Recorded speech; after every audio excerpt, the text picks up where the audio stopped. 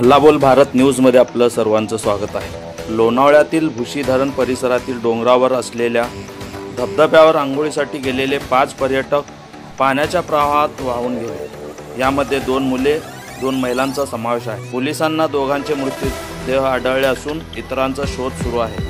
Police अधिकाऱ्यांनी सांगितले की रविवारी मुंबई येथील अन्सारी कुटुंबीय पर्यटनासाठी लोणावळा येथे आले होते। दिवसभर परिसरात फेरफटका मारल्यानंतर ते भुशी धरणाच्या मागील भागात असलेल्या डोंगरावरून कोसळणाऱ्या धबधब्यावर गेले।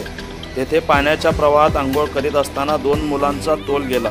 वाहून जात असताना 2 महिला व 3 पुरुष वाचवण्यासाठी गेले असता यातील 2 महिला व 1 पुरुष प्रवाहात वाहून गेले। घटनेची माहिती मिळताच पोलीस घटनास्थळी पोहोचले। वन्यजीव रक्षक व अग्निशमन विभागाच्या पथकाने शोध मोहीम राबवली असता 2 महिलांचा मृतदेह आढळून आले। धबधब्यातील पाण्याचा प्रवाह भुशी धरणात येते। तिथे तिघांचा शोध सुरू आहे। पर्यटकांची पंढरी समजल्या जाणाऱ्या लोणावळ्यातील भुशी धरण ओव्हरफ्लो झाले आहे।